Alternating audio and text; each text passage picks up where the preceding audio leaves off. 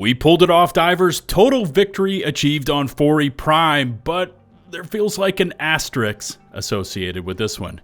We've got a new dispatch from HQ, theories on what's next, J.O.E.L once again probing our awesome Helldiver training, an incredible mod you need to check out, and a bit more on the Ultimatum. Now, as always, if you liked the video and want to support the channel, the easy and free way is to simply hit subscribe. And don't forget to ring the notifications bell so you never miss one of my future upload alerts. What's next and what's about to happen? Well, let's check out all the latest from Helldivers.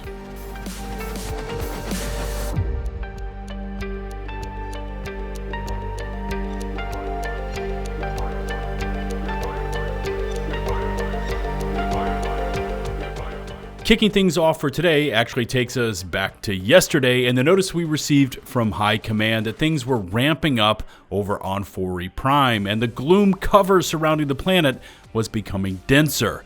Our Helldiver approved filters were only rated to low spore densities, and therefore there was a sense of urgency felt throughout the diver army as we knew it was now or never. We had to finish up the MO on Fori Prime, as High Command let us know that given the heightened risk, there would be no further operations on Fori Prime after this current campaign. But we were successful, as the Helldivers kept smashing against the bug reinforcements, and we eventually got that decay rate down from a brutal and oppressive 10% to a much more manageable 3%, pushing over the finish line with room to spare. Thanks to everyone, by the way, that participated in FP, and here's our latest success notice from High Command. The Helldivers have successfully plunged through the impenetrable gloom and surveyed one of its terminid-plagued worlds. The results from the survey confirm that gloom-mutated terminid populations are saturated with high-yield specimens. Gloom-saturated planets' projected net E710 yield is up to 436% greater than non-saturated planets. Interesting percentage there. In light of this, the Ministry of Expansion has appointed a special Gloom Exploitation Committee to be headed by trusted E710 industry leaders. Gloom density around Fori Prime is rapidly increasing, making further operations there impossible for now. The influx of E710 secured during this operation will enable accelerated research on the Meridian Singularity at the center of science. It is only a matter of time until we know how the Illuminate are moving the Singularity and how to stop it. Where do we go from here? Well, that feels like a bit of a toss-up. Right now, the Gloom Cloud is expanding, and we can't venture in there unless the spore cloud concentrations are low, as our current filters will fail. But I suppose one possibility is that we could receive higher grade filters as part of a new operation built off the knowledge gained on FP. There's also the possible shift over to either the Automatons, who have been quiet for far too long, and of course we've got the squid still performing hit and run attacks, all the while moving the Meridian Singularity towards Super Earth. Time to put on your tinfoil hats and drop me a comment out there, viewers. What's next for the Helldivers? More bugs? Do we shift to the bots, or are we once again spilling ink? Leave a comment, as I really want to read your thoughts on what we could be tasked with next. However, just because we finished up over on Fori Prime doesn't mean our task is yet done, as it looks like the bots are trying to pull off a double planet invasion involving Charon Prime and 𝗵𝗂𝗃. And here's our perfect chance to show J.O.E.L we have retained our awesome and intensive Helldiver training and know what a Gambit is, because right now you can pull off 2 of them. That is, if we can get enough divers to attempt it. Charon Prime is being fed by 𝗲𝗏, while 𝗫𝗍 is being fed by 𝗏𝗏𝗏𝗏. Now, both of these planets, so that's 𝗲𝗏 and 𝗏𝗏, have low decay rates, and the TLDR here is, if we can swing around those defense icons and charge after 𝗲𝗏 and 𝗏𝗏, we not only face much less resistance, we can pull off the double Gambit, liberating Charon Prime, 𝗲𝗏, 𝗫𝗍, and 𝗏𝗏𝗏𝗏 by effectively flanking around the bots. Here's the awesome Helldivers companion app for reference, and you can see 𝗲𝗏 sitting at 1% and 𝗏𝗏𝗏𝗏 at 1.5%, although it's hard to see. You can see both are showing also the chess piece attached to their icons, indicating the Gambit is active and achievable. Will the Helldivers attempt the riskier move and go after 4 planets for the price of 2? Or will they see those big shiny defense shields on the galactic map and head straight there to face much more resistance levels from the bots? And finally, the Squid are currently attempting a weak invasion of Hadar, presumably to power the Meridia wormhole as it moves towards Super Earth. And by the way, it looks like everything is back where it should be concerning Angel's Vengeance, and hopefully some of you like that renaming. You've been requesting it. You've also got the wormhole where it's supposed to be, and of course, Moridesh is more or less back where it should be. And for those of you wanting some more medals, today's personal order is pushing bots at us with 15 medals up for grabs for extracting 3 times versus the Automatons.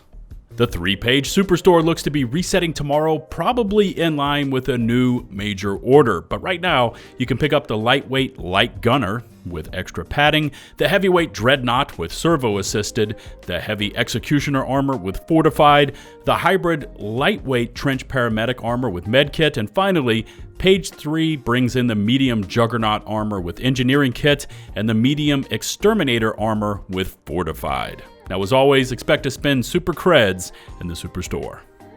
Before moving on, though, I did want to ask you, my viewers, what your overall thoughts were on the last 2 Terminid Gloom major orders.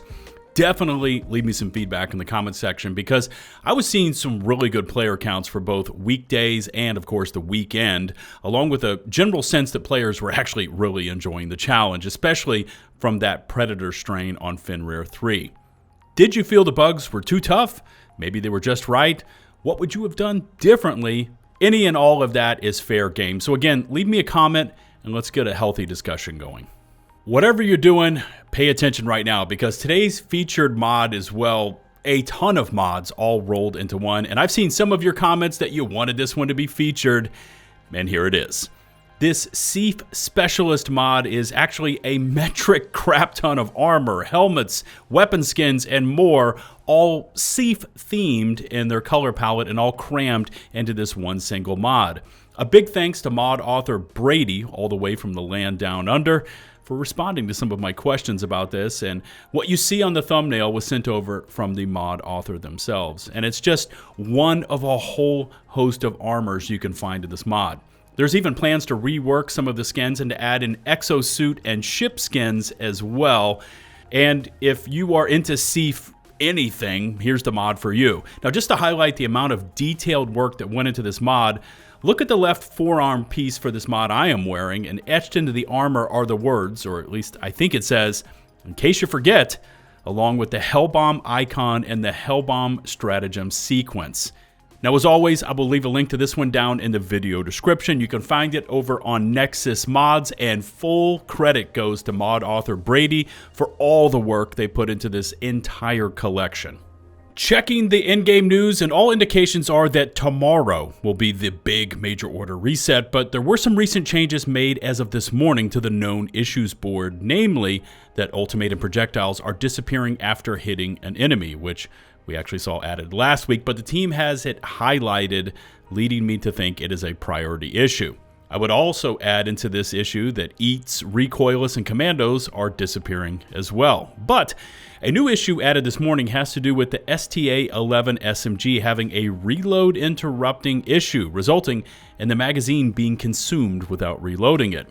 By the way, this is not the only weapon that will swallow mags without affecting a reload, but yeah, there you go. The issues are noted, and fingers crossed the devs can knock these out and move on to other issues as soon as possible. Also, quickly swinging back to this post from Arrowhead QA lead JoJo that I showcased in Saturday's video, having to do with the community feelings towards the current iteration of the Ultimatum, and how JoJo said they were seeing it as an even 50-50 split between totally OP and totally useless.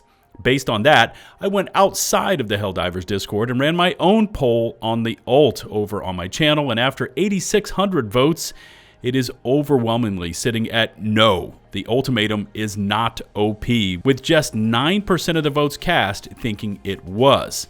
Now, of course, these polls are highly subjective, but if I could say anything to Arrowhead, it would be to sit tight on the Ultimatum. If anything, possible alternatives to excluding it from 𝗏pod optimization and siege ready should be the main efforts here, but this thing is entirely built on high risk, high reward, and adjusting power levels would be seen as a massive L, especially now that players have bought and paid for it with hard-earned medals.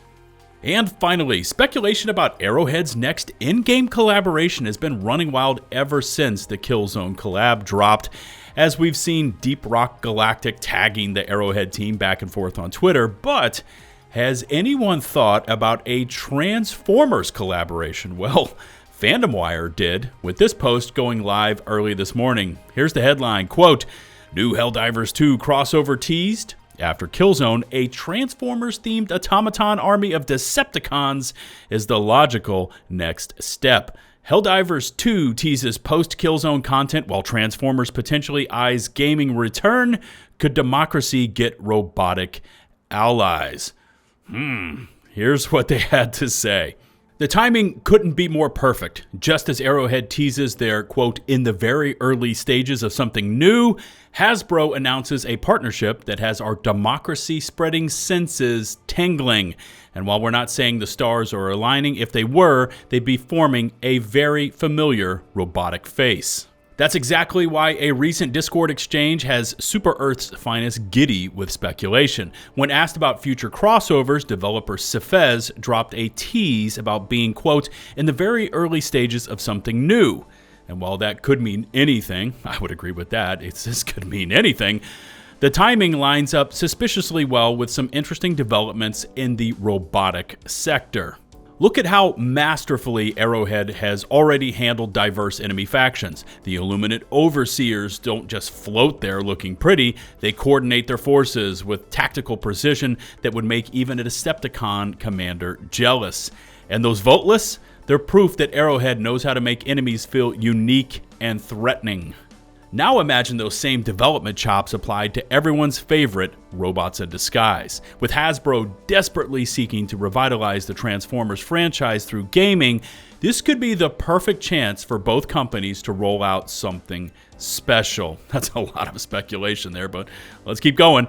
Speaking of Hasbro, they've recently announced something that makes perfect sense for both parties, a fresh partnership with Warhammer 40k Space Marine 2 maker Saber Interactive, backed by a cool billion-dollar investment in gaming. Suggests the company is dead serious about, fingers crossed, bringing the robots back to the digital battlefield. As always, this is complete speculation, entirely based on theories, so take it not just with a pinch of salt, but with the entire shaker of salt. But, you know, it does raise an excellent question. First off, would you be down for a Transformers-themed collaboration? I would assume to reskin the Automatons, or maybe to add on something like cybernetic-looking pieces to our Helldiver armor. I really can't wrap my head around this and where it could potentially land, but more importantly, what would be your ideal collaboration? DRG, Warhammer, or something entirely different? Feedback time. Leave a comment and let everyone know what your collaboration of choice would be. Okay, as always, leave me a comment about anything Helldivers related and I will do my best to respond. Remember to hit subscribe and ring the notifications bell to receive my latest upload alerts. All my socials, including links to all of today's sources, can be found in the video description, including an open invite link to my public Helldivers Discord server. Until the next one, this is 𝗏𝗏𝗃𝗏𝗏 signing off.